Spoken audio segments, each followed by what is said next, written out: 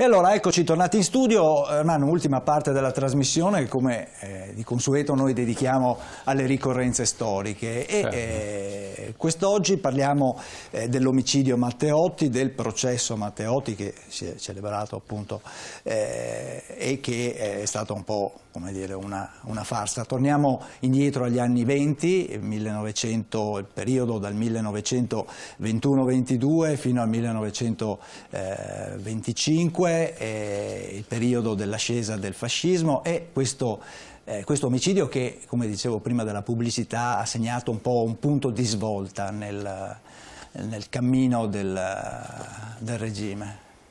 Ma è stata una prova provata che tutto sommato sia il re d'Italia che, diciamo, la grande industria vedeva nella presenza di Mussolini una risorsa per risolvere la crisi italiana. La crisi italiana nasce dall'unità d'Italia, l'abbiamo visto la volta scorsa, ma poi la grande crisi nasce con il primo conflitto mondiale che è stato un disastro. Poi si implora il patriottismo delle persone, cioè abbiamo liberato Trento e Trieste, ma poi in realtà il danno che è stato fatto da questa guerra all'Italia è stato mostruoso e ha aperto la strada, questa guerra, poi a dei regimi totalitari.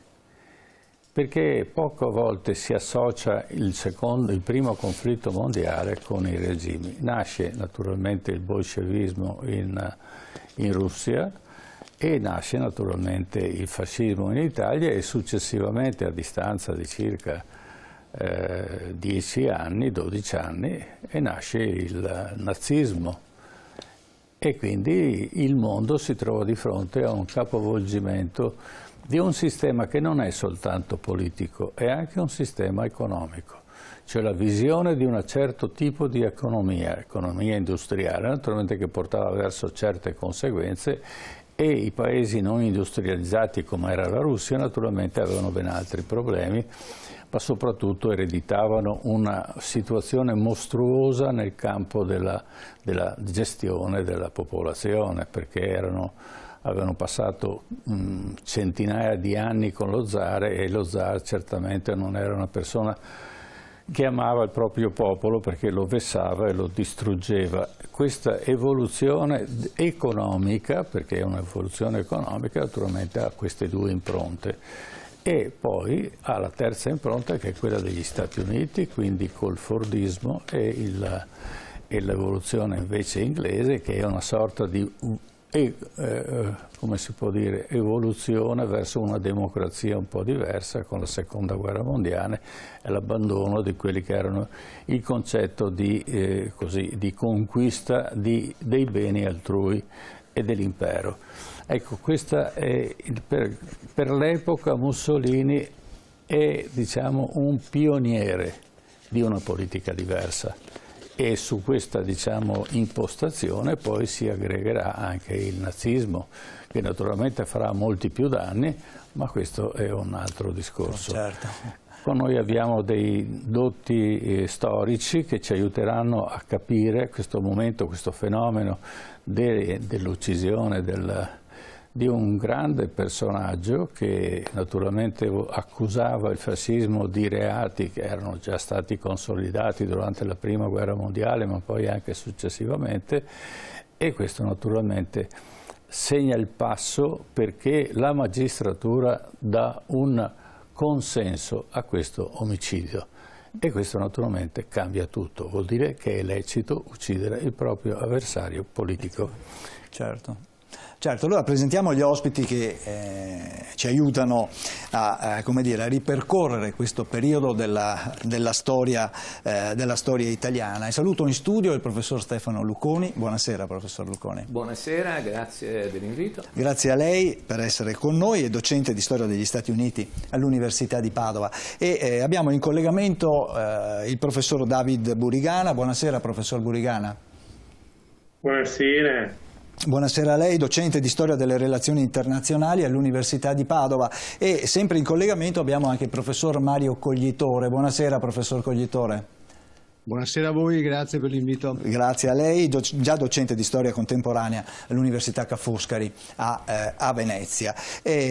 Allora Ermanno, qui tu giustamente citavi la fine della Prima Guerra Mondiale che dà come dire, la spinta per la nascita di questi regimi. Mussolini proprio coglie la palla al balzo coinvolgendo, diciamo, tra virgolette, o raccogliendo il malessere in particolare proprio dei reduci di guerra. Sì, cioè c'è una rivoluzione industriale, c'è una rivoluzione economica derivata appunto dalla povertà che questa guerra mondiale ha portato in tutti i paesi. Se non ci fossero stati gli Stati Uniti, noi sicuramente la Prima Guerra Mondiale l'avremmo persa. Gli Stati Uniti sono stati un ago di riferimento nel vincere la guerra e l'ultima parte della guerra l'hanno sostenuta loro perché avevano mandato in Europa la modica cifra di 2 milioni di soldati, che soldati non erano perché non erano preparati, non avevano avuto la preparazione per fare un conflitto. L'America di conflitti aveva poca esperienza, però furono mandati e furono il peso, diedero l'impostazione, il peso della bilancia che andò dalla parte nostra e qui fu una fortuna. Ma tutti gli stati dell'epoca si indebitarono con gli Stati Uniti perché le materie prime arrivavano da là, ma poi arrivò anche la spagnola e questo fu un dono che non fu pagato. Noi ci indebitammo molto e anche la Francia, anche l'Inghilterra, e naturalmente questo comportò poi a quella che è stata la miseria. L'altro aspetto è improvvisamente le figure femminili vengono usate nell'industria. Per la prima volta la donna riesce a essere utilizzata a livello di lavoro e diventa un competitor per quei reduci che tornano dal conflitto e non trovano più il posto in fabbrica. Non solo, ma bisogna anche modificare la produzione industriale bellica in produzione civile. Questo crea un altro problema economico e naturalmente di posti di lavoro. È tutto un caos per rimediare alla chiusura di un conflitto che è stato orrendo. E da qui naturalmente noi abbiamo delle situazioni che dovremmo approfondire con il primo contributo. Ottobre 1922. Mussolini al potere. Dopo la fine della Prima Guerra Mondiale, l'Italia era in difficoltà economiche e c'era un profondo malessere sociale. La spesa pubblica era crollata e le industrie del nord erano state costrette ad una riconversione produttiva, cioè al passaggio da una economia di guerra ad una di pace. Milioni di uomini tornati dal fronte si trovavano senza lavoro, demansionati, spesso emarginati. Mussolini colse il loro disagio e ne approfittò. Nel 1919 creò le squadre d'azione con il compito di bloccare scioperi e manifestazioni. La situazione precipitò nel 1920 a Bologna, dove il governo, incapace di fermarli, si disinteressò di ciò che stava accadendo. Nella primavera del 1921 il governo Giolitti aveva indetto nuove elezioni. Le prime elezioni politiche per la Camera dei Deputati, a cui avevano preso parte gli elettori dei territori neoannessi della Venezia Tridentina e della Venezia Giulia, e i deputati erano stati aumentati da 508 a 535. A confrontarsi i cattolici del neonato Partito Popolare Italiano di Don Luigi Sturzo. Poi c'era il Blocco Nazionale di Giovanni Giolitti con i liberali, l'Associazione Nazionalista Italiana e i fasci di combattimento di Benito Mussolini, e poi socialisti e comunisti. Il Partito Socialista vinse le elezioni e ottenne 126 deputati. Il Partito Popolare ne ebbe 108, Giolitti 105.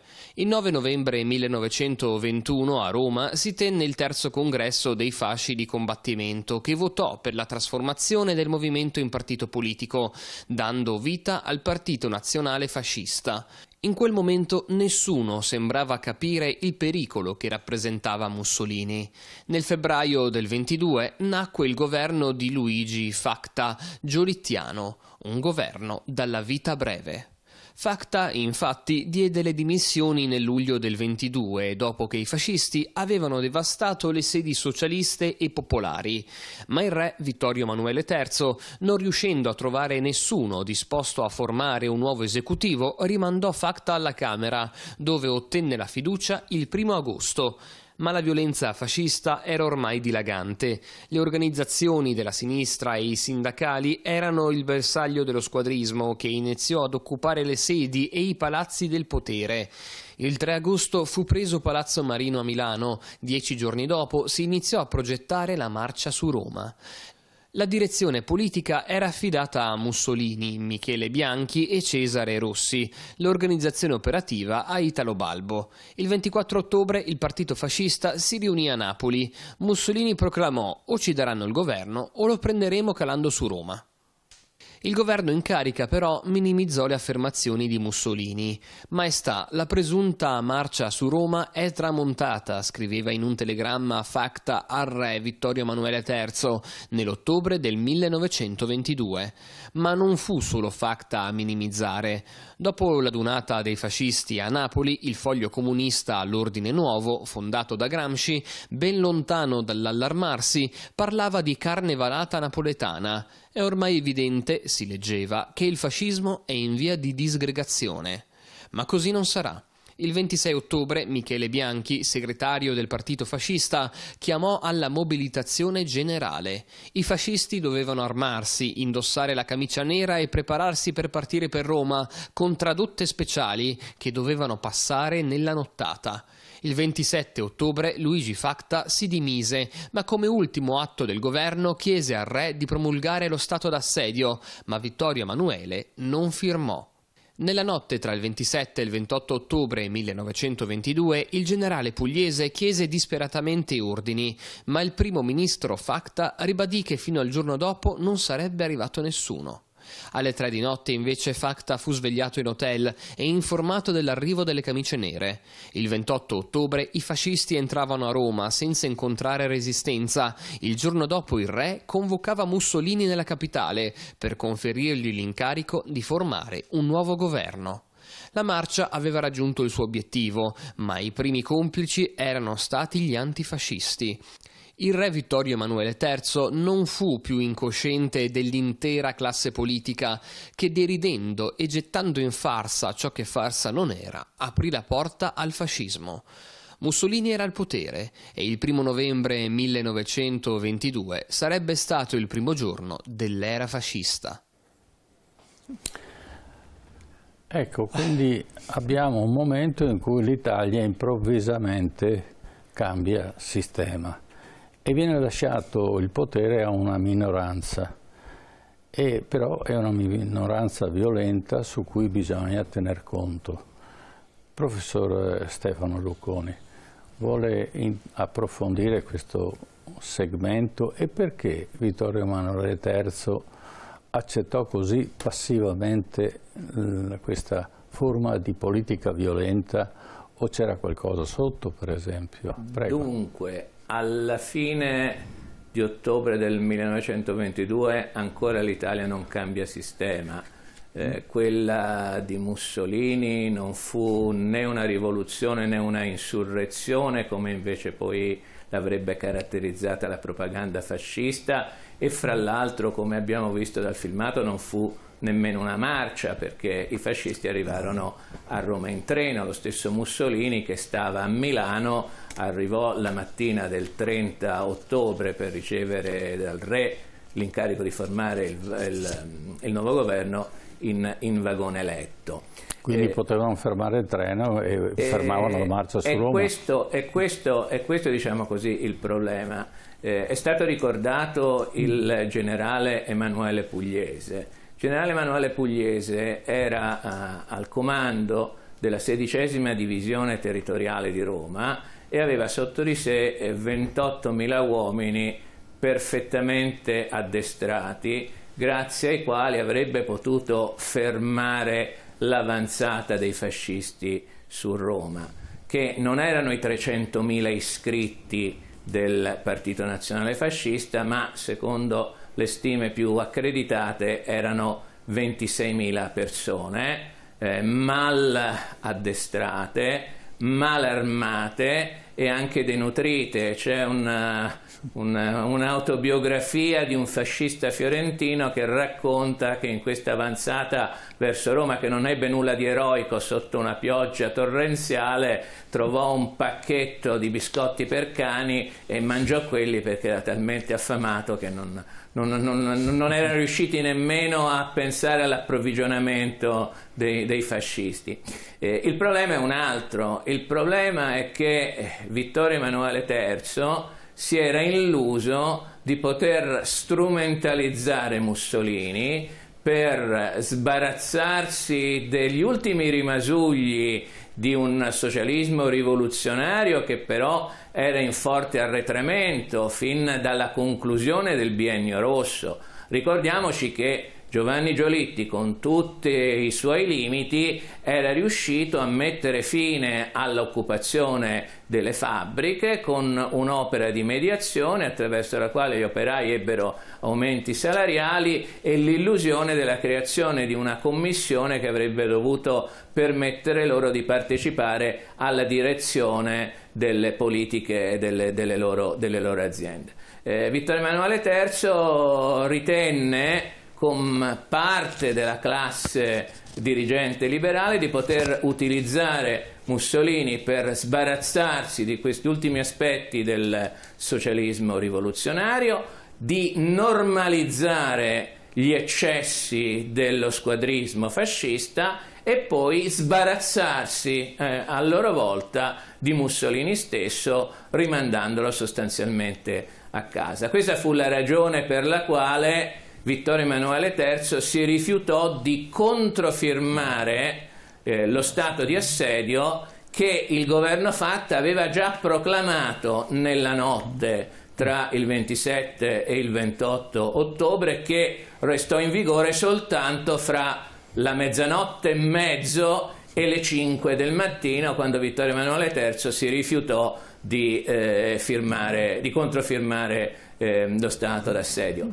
C'è una vulgata secondo la quale, interpellato dal re Armando Diaz, capo di Stato Maggiore delle Forze Armate Italiane, il vincitore della Prima Guerra Mondiale, alla domanda quale sarebbe stata la posizione delle Forze Armate, avrebbe risposto: Maestà, la fedeltà dell'esercito è incrollabile, però sarebbe meglio non metterla alla prova. Ecco, questo è un pretesto per giustificare Vittorio Emanuele III, ma in realtà c'era questa operazione politica molto ottimistica sulla possibilità di gestire Mussolini come una sorta di burattino. Certo.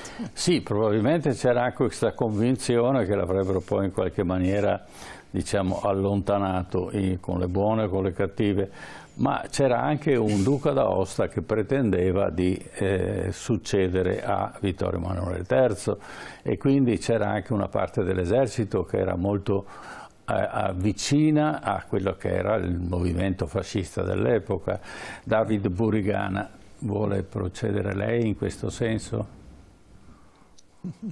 Sì, diciamo, ora lei richiama un aspetto che nel periodo è importante, però in realtà francamente non è stato ancora ben studiato, quindi il sostegno delle forze armate a una transizione rispetto a Vittorio Emanuele III, appoggiando quello che doveva essere poi un governo forte, che è l'immagine dell'arrivo di Mussolini.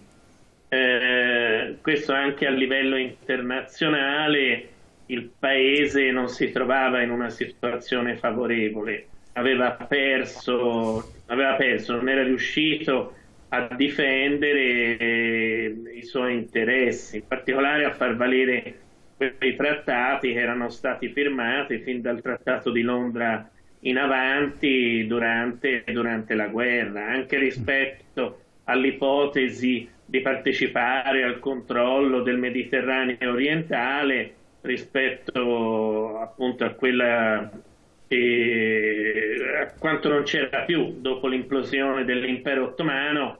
Anche questo era stato un fallimento. Tutto questo però quanto era percepito dall'opinione pubblica italiana e quanto l'alto comando, gli alti comandi militari, perché in realtà i due ufficiali che sono stati citati, sia Diez che Pugliese, quanto erano in contatto su tutto il territorio nazionale. Questo è un altro aspetto importante, e questi aspetti legati francamente più a una storia di analisi politica delle forze armate italiane nel nostro paese. È un tema che è iniziato a essere affrontato realmente dopo la fine della guerra fredda, proprio rispetto all'avvento del fascismo. Poi il capo dello Stato era il re come l'8 settembre doveva prendere una scelta, fare una scelta, e il re l'ha fatta, quindi si è assunto tutta la responsabilità di quella scelta. Questo è quello che prevedeva lo Statuto. Dopodiché parleremo di Matteotti, annunceremo le cosiddette leggi fascistissime, però l'idea di sfruttare l'onda culturale su cui si lancia il fascismo dopo la Grande Guerra inizia subito. In altre trasmissioni abbiamo citato la Grande Guerra, i monumenti ai caduti, l'esempio dei parchi della rimembranza, no? Voluti da un sottosegretario fascista. Ecco, lì subito si fa riferimento a una partecipazione, siamo nel dicembre del 22, una partecipazione dei fasci di combattimento accanto alle associazioni degli ex combattenti per ricordare i caduti della Grande Guerra. Inizia subito un'operazione culturale che in realtà sfrutta questa onda che aveva attraversato il paese. Poi, al di là dei numeri, come a volte capita anche nella storia del nostro paese, vi era una minoranza intensa. Lei l'ha definita violenta perché era violenta, però da un'analisi politica è una minoranza intensa che ha una presa sull'opinione pubblica e una maggioranza che non si era schierata. Rispetto poi a una situazione del governo e del Parlamento che non vedeva grandi nomi e grandi successi, come ha citato il professor Luconi per Giolitti, noi li conosciamo dall'analisi storica, però quanto allora questo era emerso nell'opinione pubblica? Quanto il Paese si stava rendendo conto di cosa stava realmente accadendo? Io su questo, rispetto a quello che era visto all'estero, che è una visione estremamente parziale, penso sia alla Francia che alla Gran Bretagna, poi parleremo anche degli Stati Uniti, come era vista l'Italia in quel momento? Come un elemento perso e di instabilità. Quindi tutto questo ha anche un forte peso. E poi ha anche un forte peso sul re. Non dimentichiamoci che all'indomani di Caporetto, oggi lo sappiamo per i processi verbali, resoconti francesi e inglesi di quelle riunioni fatte a Rapallo il 5-6 novembre, tra gli alti comandi francese, inglese e italiano, gli inglesi e gli italiani, e c'era anche Lloyd George presente, non stanno a sentire i politici italiani.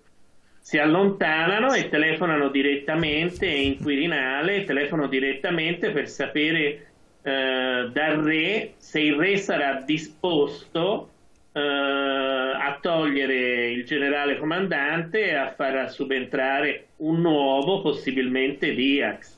Cioè saltano la decisione, il momento della decisione politica e del governo. Quindi anche questo aveva rafforzato il ruolo del re, e su questo il re ha giocato, e anche su questo ci sono aspetti conosciuti e meno conosciuti, che però vanno fatti emergere, qui termino, soprattutto per richiamare la responsabilità del sovrano in questo momento, fino ad arrivare poi all'8 settembre. E questo è un aspetto molto importante. L'ultimissima cosa sull'opinione pubblica, l'immagine del re. Il re manteneva un'immagine positiva nel paese, oppure no, e in quali strati della popolazione. Anche questo va capito, va cercato di aver presente.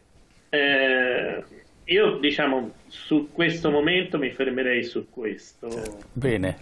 Posso aggiungere una piccola cosa? Sì. Non dimentichiamoci la crisi dello Stato liberale, che è una crisi che è acuita dalla Prima Guerra Mondiale, ma che è preesistente. Il problema è quello della incapacità di integrare le masse contadine, rinunciando, non volendo attuare una riforma agraria, che è il problema che parte, non voglio dire dalla notte dei tempi, ma già con la spedizione dei 1000 di Garibaldi, che però viene rilanciato quando dopo Caporetto, per risaldare le file delle forze armate, si promette una riforma agraria che non viene mai. E c'è nel primo dopoguerra una forte immissione in politica delle masse. Con la legge elettorale del 1919 viene dato il voto anche ai ventunenni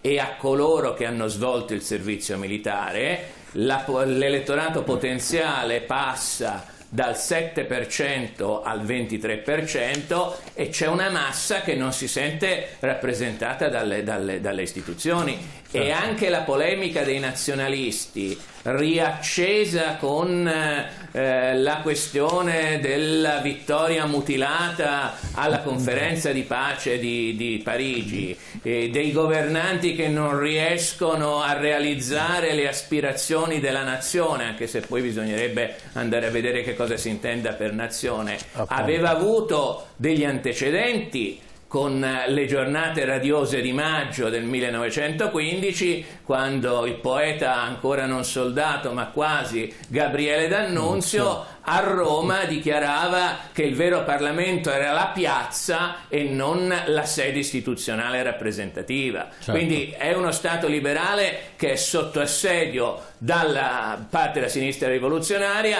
da parte dei nazionalisti e da parte di queste masse contadine che non trovano realizzata la loro aspirazione, che è quella di diventare piccoli proprietari. Bene, bene. Allora, Mario Coglitore, vogliamo spiegare ai telespettatori come nasce il fascismo? Perché è, diciamo, una sperimentazione un po' nuova rispetto a tradizioni invece socialiste, eccetera. Prego. Allora, è stato già detto praticamente tutto, adesso parliamo della questione culturale in senso ampio e se volete anche con un focus particolare. Lo Stato liberale non era in crisi, era morto sostanzialmente, e lo era, e le democrazie liberali a livello europeo avevano altrettanti problemi. Pensate soltanto a cosa stava diventando e a cosa sarebbe stata poi la Germania. Gramsci lo ha chiamato in un articolo che ha scritto proprio in quegli anni il popolo delle scimmie. Ora, tutto bene sulla riforma agraria mancata, benissimo, sono d'accordo. Il problema era anche l'emergere di un ceto medio, una volta si chiamava piccola borghesia, che pretendeva un posto al sole. Ed è quello che ha un livello di, come dire, contrasto con il sistema, che forse è addirittura superiore a quello che potevano avere i contadini. Un paese rurale come l'Italia aveva abituato i ceti più deboli a sopportare, probabilmente senza lamentarsi molto. I socialisti ci provano e il socialismo rivoluzionario tenta di accendere qualche fuoco, ma evidentemente era necessario spegnerlo in fretta. Mussolini rappresenta come persona, come individuo, e non solo lui, ma anche i colonnelli o sergenti, se preferite, che ha intorno quest'Italia che ha necessità di autodefinirsi in qualche modo. Già con i fasci di combattimento questo si era visto. È evidente che la logica e la strategia predominante era quella della violenza. D'altra parte gli lasciavano muoversi con una certa libertà, quindi anche le forze di polizia per esempio, e dunque avevano già dato prova un paio d'anni prima, cioè parlo intorno dopo il 19, diciamo, della capacità di occupare quasi militarmente o paramilitarmente un territorio, fosse anche soltanto il centro di Milano, voglio dire, poi faranno ben peggio. Ed è in quel momento che il fascismo, secondo me, diventa collettore di una serie di istanze che sono proprio culturali. È lo stesso Mussolini che a un certo punto lo dice più avanti negli anni, cioè che il fascismo in realtà lo ha trovato già dentro gli italiani. E questa è una riflessione che io credo che vada fatta per capire come il movimento poi a un certo punto diventa partito e si istituzionalizza. All'interno però di una burocrazia statale, no? O di un establishment di governo che è già profondamente minato al suo interno, no? E che quindi apre la possibilità apre scenari di strumentalizzazione, quali saranno poi quelli che Mussolini farà con alcuni suoi più che valenti collaboratori. Non sono soltanto violenti, so che non è politicamente corretto forse dirlo, non è quello che si sente per lo più, però è vero che ci sono dei tecnici che poi lo aiutano a trasformare il partito niente meno che in un partito-stato. Comunque in quegli anni, gli anni di cui adesso parleremo quando ci avvicineremo di più alla vicenda Matteotti, sono anni in cui si sta consolidando, no, una forma di potere che ovviamente ha bisogno di molti soldi per diventare tale e per mantenersi tale. Il passaggio chiave è tra il movimento e il partito. Quando si abbraccia l'idea del partito è necessario, lo sapevano benissimo i fascisti della prima ora, e quindi sempre il cerchio magico intorno a Mussolini, c'è bisogno di molti soldi e c'è bisogno quindi di entrare all'interno di dinamiche specifiche che sono economiche anche e che poi sono naturalmente culturali. Culturali significa condivisione di valori, di valori e di competenze, no? Che in qualche modo fanno sì che la mia posizione regga l'urto non soltanto dal punto di vista economico ma anche sulla scena internazionale, quindi mi devo accreditare. Sono anni chiave quelli, e proprio quelli che vanno dal 22 al 24, e sono gli anni in cui è necessario sterilizzare, annientare qualsiasi tipo di opposizione, ed è quello che succede nel caso del delitto Matteotti. Mussolini è un ex socialista. Dal punto di vista strategico politico, lì i contatti, voglio dire, fra forze politiche e fra grandi personaggi che hanno fatto la storia di quel periodo, come lo stesso Filippo Turati, ci sono, voglio dire, anche se poi le posizioni di Mussolini si radicalizzano. Perché? Perché è necessario creare una forma di governo nuova, ma soprattutto una forma di cultura di governo nuova, dato che la democrazia liberale aveva fallito completamente e non era a livello di opinione pubblica più percepita come tale, ma semplicemente con ogni probabilità come una costaglia di corrotti. Certo. È su queste basi e su questo lavorare entrando nella pancia degli italiani e delle italiane, naturalmente, che poi Mussolini lentamente afferma la propria posizione. Quando dico Mussolini intendo Mussolini, il fascismo e il partito, naturalmente, che alla fine si insinua nei gangli della società italiana e fino a condizionarla profondamente, anche con la violenza. Questo va detto naturalmente nel caso ce lo fossimo dimenticati, che è violenza a un certo punto non solo più squadrista, ma è violenza di Stato, perché il partito Stato naturalmente cresce sulla violenza, sull'idea di violenza, sull'idea di autorità, che pure gli italiani in quel momento ebbero certamente voglia di accettare. Certo, perché si trovavano in un momento di crisi totale, non c'era nessuno che avesse una soluzione, e la soluzione più breve, più intuitivamente convincente era naturalmente il fascismo. Ma se posso aggiungere una cosa, accettarono poi molto torto collo, perché se prendiamo i risultati delle elezioni del 1921, quelli che ci sono stati mostrati nel primo contributo, il partito fascista, il partito nazionale fascista prese il 6%, prese 36 deputati. Siamo nel 1921, 3-4 anni dopo, se vuole 5-6, possiamo arrivare più o meno al 27, sono ben convinti del contrario. Anche perché poi naturalmente non c'è soltanto il crollo della democrazia liberale, ma c'è anche il crollo del socialismo come idea, come utopia, come orizzonte dei fini. Questo è il problema. Sì, e quindi evidentemente e quindi l'idea di uno Stato forte, di un uomo forte che indica con grande precisione anche, ecco il tema culturale, la differenza che c'è tra uomo e donna, voglio dire, no? Quindi che riattiva o se vuole ottimizza anche la funzione patriarcale. Tutto questo nella mentalità comune degli italiani, sia a destra che a sinistra, sia chiaro, quindi anche nel mondo operaio in qualche modo, facilita l'accettazione di tutto uno stato di cose, il voltarsi dall'altra parte, no? Ecco perché sono popolo delle scimmie, come appunto ha scritto Gramsci. Certo, ma abbiamo anche un competitor di Mussolini, o più di un competitor all'inizio, no? Per esempio D'Annunzio, che anche lui era un uomo che arringava la folla, giusto Coglitore? Assolutamente sì, adesso però finiamo per non parlare più di Matteotti. D'Annunzio è il protofascista ideale, anzi voglio dire, più che protofascista, lui è D'Annunzio e quindi è quell'Italia e quegli italiani, no? Quindi che hanno anche una concezione tutto sommato, se vuole, melodrammatica dell'esistenza. Chiedo scusa che a me D'Annunzio piace poco e penso che ci capisca, ma è vero che è lui che ha incardinato nel sistema culturale italiano un'idea di autorità superiore, se vuole, e quindi poi anche di fascismo, così come lo presenterà Mussolini a tutti, voglio dire, che è davvero interessante, che è come dire l'assunzione per l'ennesima volta della funzione patriarcale all'interno di una società che naturalmente ha bisogno di essere irregimentata.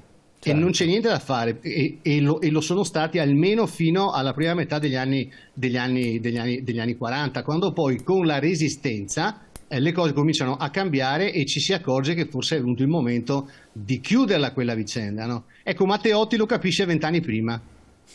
Sì, e Mussolini Gramsci, naturalmente, ma visto che dobbiamo parlare di Matteotti, all'interno del Partito Nazionale Fascista. Certo, Ricordo un episodio nell'estate del 1921, su spinta del governo, Mussolini sottoscrive il patto di pacificazione con il Partito Socialista, certo. Cioè congela formalmente più che in sostanza la violenza reciproca. È costretto dai RAS, i vari Farinacci, i vari Grandi, i vari Balbo, a fare precipitosamente marcia indietro. Cioè fin tanto, direi quasi fino al discorso del 3 gennaio 1925, quello formalmente dell'instaurazione della dittatura, Mussolini all'interno del PNF è un primus inter pares più che il duce incontestato del fascismo. Sì,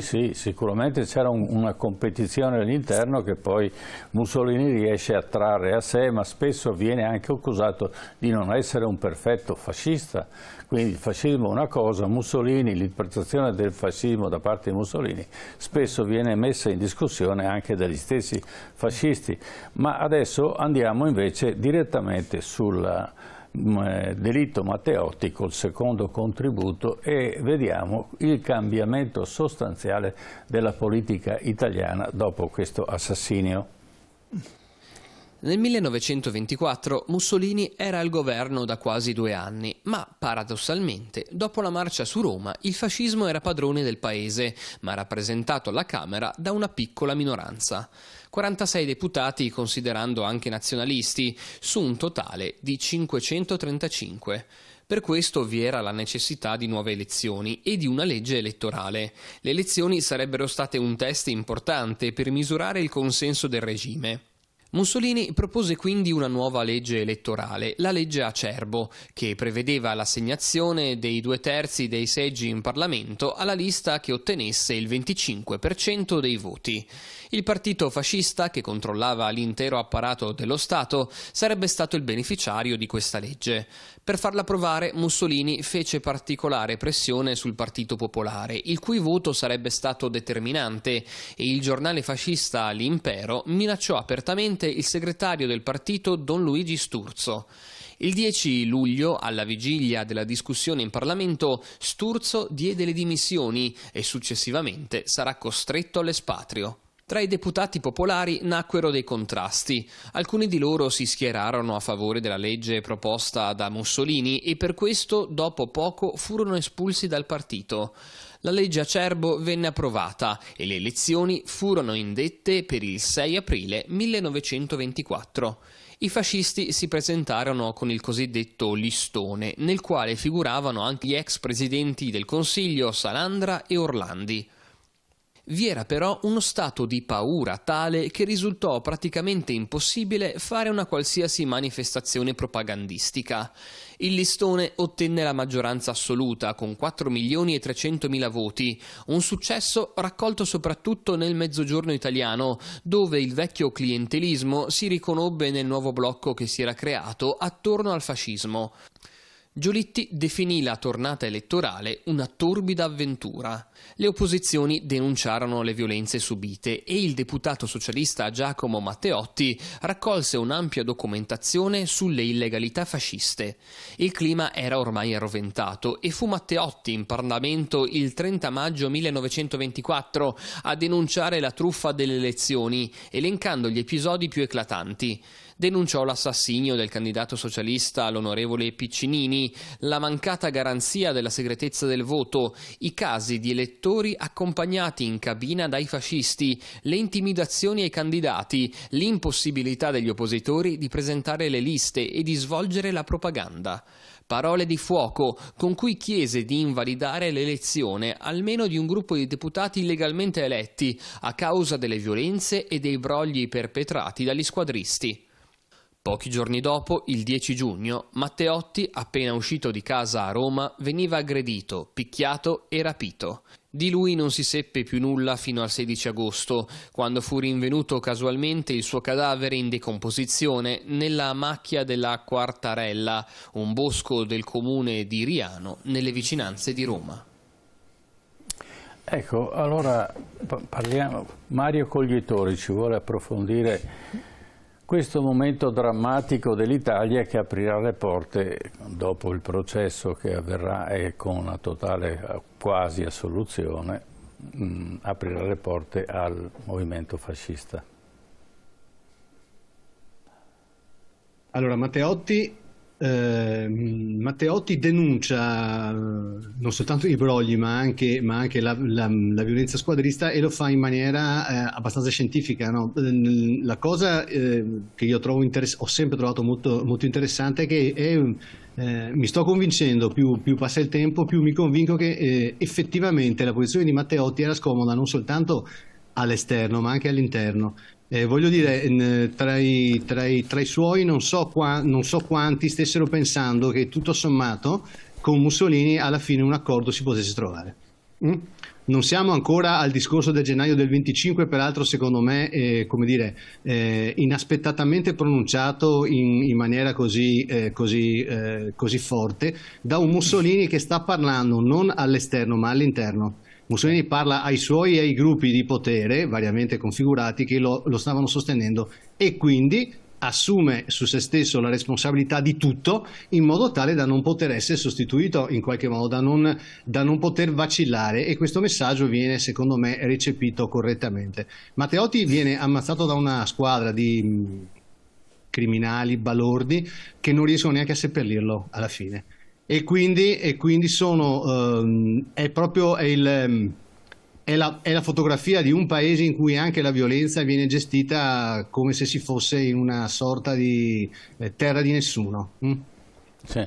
ed è veramente un anno cruciale quello, no? Poi è possibile, adesso la butto lì ma sono sicuro che lei ne parlerà, professor Casen, è possibile che poi Matteotti venga eliminato anche per altre questioni non di carattere così strettamente politico.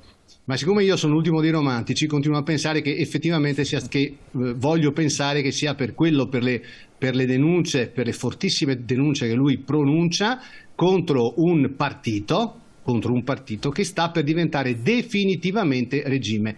E naturalmente aveva ragione lui, perché nel famoso discorso del gennaio del 25 Mussolini appunto lo proclama quel partito e proclama sostanzialmente la fine di ogni democrazia possibile in Italia. Questo è quello che succede. È una vicenda davvero come dire, davvero scabrosa, che ancora a distanza di così tanto tempo ci fa riflettere, no?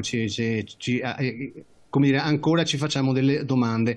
Non parliamo poi delle centinaia di domande che si sono fatti gli storici anche negli ultimi 20-25 anni, insomma, intorno all'omicidio Matteotti, ma secondo me questi sono gli elementi caratterizzanti di quella vicenda drammatica. Grazie. David Burigana. C'erano altri motivi che sottendevano questo delitto e che hanno portato l'Italia al completo fascismo. Prego. Sì, diciamo, ovviamente io sono l'aspetto politico era per me quello prevalente.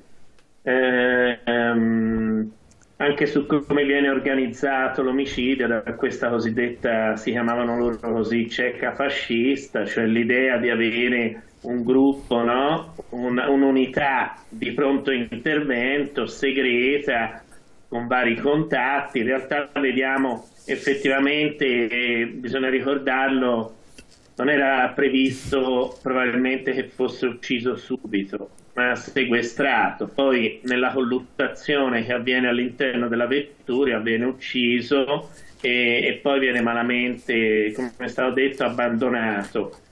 Però tutto questo poi emergerà nel processo del 26, che però insomma ovviamente non è un processo, è come è stato definito una farsa, insomma. E politicamente se Mussolini si assume tutta la responsabilità, però confermando un tragitto che era già iniziato, insomma, con la fine del 22, quando uno in una monarchia come era l'Italia arreda alla propria e le forze armate così che seguono il re in questa via, diciamo così, per non dire poi altre invece connivenze con l'ideologia politica, perché era un'ideologia che proponeva il fascismo.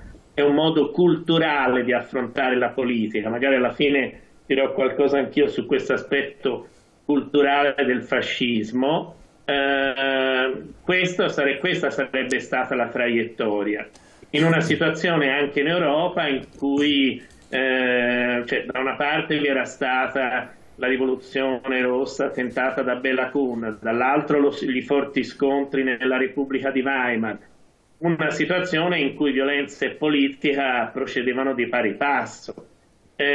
Dopodiché nel 97 esce questo volume di Mauro Canali che riprende il delitto Matteotti, che ci ricorda che cosa? Ci ricorda una cosa importante. Siamo nel 97, non mi ricordo bene se la guerra fredda è finita oppure no, credo di sì, da almeno 6 anni, e quindi di alcune cose si può parlare e ricordarci che il nostro paese non era su una nuvoletta galleggiante, era un paese innestato in un contesto internazionale. Questo mi piace ricordarlo, perché io in Italia, il pubblico forse non lo sa, ma il sistema accademico italiano ci divide in discipline.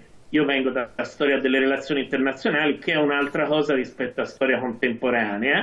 Per noi il contesto internazionale è fondamentale, quindi abbiamo già detto della pace mancata, più che la pace mancata, interessi nazionali non riconosciuti, perché non eravamo solo noi a volere un pezzo di colonie, cioè lì c'era la Gran Bretagna, la Francia, gli Stati Uniti così anticolonialisti avevano mandato agenti informativi in Arabia Saudita, tra virgolette, a sostenere i Wahhabiti contro gli Hashemiti, cosa che a loro riuscirà, per cui nel 26 nasce l'Arabia Saudita e qui arriviamo al delitto Matteotti, la quale cosa fa?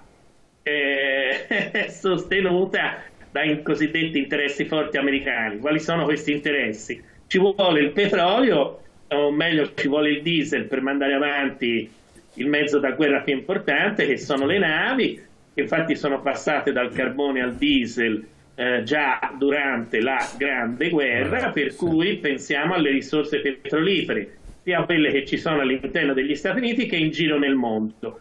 Gli Stati Uniti escono con un network internazionale economico-finanziario, non come alla fine della Seconda Guerra Mondiale, ma importante, e quindi si muovono in questo senso, in modo, diremo noi oggi, spregiudicato, ma c'è il professor Luconi che ci potrà dire meglio se questo all'epoca era spregiudicato o no. Siamo nel 2022, la presidenza Harding, questo famoso scandalo che poi scoppierà del Teapot Dome. Cosa accade? Accade che il Dipartimento, la Presidenza, approva un'idea venuta dal segretario degli interni, questo Albert B. Fall, di passare il controllo dalla Marina agli interni dei depositi di petrolio. Certo. Dopodiché questo Fall più avanti nel tempo comincia ad acquistare una bella villa, insomma più o meno riceve facilitazioni economico-finanziarie equivalenti oggi a un 6-7 milioni di dollari, e guarda caso si scopre che Matteotti in quella famosa borsa, siamo un paese in cui le borse spariscono, no? Da quella di Moro ai dossier di Dalla Chiesa, ricordiamocelo questo, quindi queste belle borse che spariscono, speriamo un giorno di ritrovarle, e alcune sono state trovate come nell'armadio della vergogna al Ministero degli Interni, anche questo dopo la fine della Guerra Fredda, perché il nostro paese era diviso fra est-ovest ed eravamo una frontiera ideologica politica della Guerra Fredda. Questa frontiera che diciamo però torniamo a Matteotti in questa borsa avrebbe avuto dei documenti che implicavano come il partito fascista, non solo, però si parla anche del re, avessero ricevuto, così chiamiamoli, dei doni, oggi si direbbero delle bustarelle, per favorire che cosa? La concessione esclusiva a questa nuova compagnia fondata da questo Henry Sinclair, la Sinclair Oil, che in realtà era legata anche ad altre, quindi alla Standard Oil, eccetera, quelle che diventeranno le famose 7 sorelle, per avere una concessione esclusiva dove? Non solo in Italia, quindi nella piana dell'Emilia Romagna, dove anche Mattei tenterà di perforare, ma guarda caso anche su una costa che l'Italia aveva ottenuto con l'assenso di tutto il contesto internazionale, tranne il Kaiser Guglielmo, cioè Tripolitania, Cirenaica, quella che sarebbe stata la Libia. Certo. E verso la Libia poi si sarebbe attuata, grazie molto enfatico e pesante a quello che sarebbe diventato il maresciallo Graziani, la pacificazione, certo, della metà degli anni 20. Questo è un collegamento che viene trovato nel volume di Mauro Canali, che ovviamente io consiglio anche per riflettere un po' meglio su quel periodo e sui diversi intrecci che aveva il nostro paese, e quindi i cosiddetti interessi forti, ma questo è chiaro, insomma, il paese si stava rilanciando. Solo un riferimento che ha detto prima il collega Mario Coglitore, i tecnici, no? Tecnici ed esperti. Un buon decisore politico, come è stato riconosciuto era Mussolini nella sua tattica politica, ha bisogno di consiglieri e tecnici, perché lui di economia non ne sa nulla, se non a spanne, di banche nazionali e mondiali non ne sa, di questioni legate ai mercati industriali non ne sa, e allora ha bisogno di una serie di tecnici, di cui oggi, grazie anche a storici prima della caduta del muro di Berlino, come Luciano Zani, per esempio, si sanno i nomi, hanno aiutato il governo fascista a strutturare lo Stato italiano, a fondare strumenti importanti come l'IRI, a garantire uno sviluppo economico-industriale innovativo dell'Italia. Quando Italo Balbo arriva ad Odessa nel 29, ci arriva con una bella squadra di aerei Savoia Marchetti che montano all'epoca il top del motore aeronautico, il W Isotta Fraschini da 1200 HP di potenza. E quando arriva, e qui mi riferisco al discorso sessista di prima, oltre a verificare e a vedere con tanto piacere le cosiddette, come le chiama lui, pallofore sovietiche, porta questi aerei, firmano un grande contratto e inizia un grande scambio tecnologico-militare con la Russia sovietica, con cui nel settembre del 1933 viene firmato anche un patto non di non aggressione solo, ma anche di amicizia. Termino qui. Come ci ricordano molti colleghi, da Giorgio Petracchi, Zani, Maria Rosaria Quartararo, una postdoc che lavora a Padova che si chiama Olga Dubrovina, che su questo ha scritto un bel libro in russo, e oggi è uscito ieri l'altro, la recensione di Mieli sul Corriere, un nuovo volume edito dal Mulino di Maria Teresa Giusti, Le relazioni pericolose, l'Italia fascista, la Russia sovietica, dal 29 mi pare al 41, e come immodestamente ho scritto anch'io su questi temi. Però qui già ci stiamo proiettando in avanti rispetto al momento forte di crisi e di svolta Matteotti. Ecco, dopo la rassegna bibliografica del collega Burigana volevo fare una piccola aggiunta sul cosiddetto Sinclair Affair, cioè sul fatto che la Sinclair Oil avesse pagato, diciamolo chiaramente, delle tangenti sia a Arnaldo Mussolini sia al sovrano, che fra l'altro si diceva fosse azionista della Sinclair Oil, per avere questa concessione della ricerca e dell'estrazione eventuale di petrolio nelle regioni che ha ricordato prima il professor Burigana.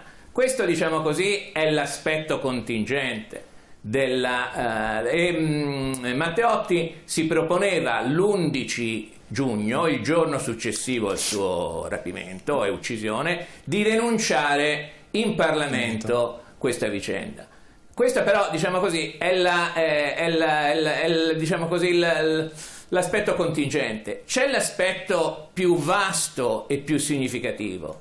Se questa vicenda fosse stata apertamente denunciata, Matteotti avrebbe richiamato l'attenzione sul fatto che questo nuovo ceto dirigente o di politici pseudo-idealisti, portatori di valori nazionalistici o di tecnici, era corrotto tanto quanto, se non di più, della classe dirigente liberale che voleva sostituire. È questo l'aspetto rilevante della denuncia che poi Matteotti non poté fare: mettere l'attenzione sul fatto che il regime fascista che si stava creando era pieno di profittatori e quindi screditare apertamente una delle ragioni grazie alle quali il fascismo riteneva di aver superato la decadenza liberal borghese. Ricordo che Costanzo Ciano, diventato poi meno famoso del figlio Galeazzo, era noto negli ambienti anche del fascismo come il ganascia del fascismo, proprio perché aveva sfruttato la sua posizione per intascare tangenti a destra e a manca. È questo che avrebbe voluto cogliere Matteotti, e probabilmente anche per questo è stato tolto di mezzo, non soltanto per la denuncia delle violenze e delle intimidazioni che avevano condizionato le elezioni del 1924. Certo, grazie. Allora adesso ci fermiamo un attimo per la pubblicità e poi parliamo appunto del petrolio e delle tangenti, riprendiamo questo discorso.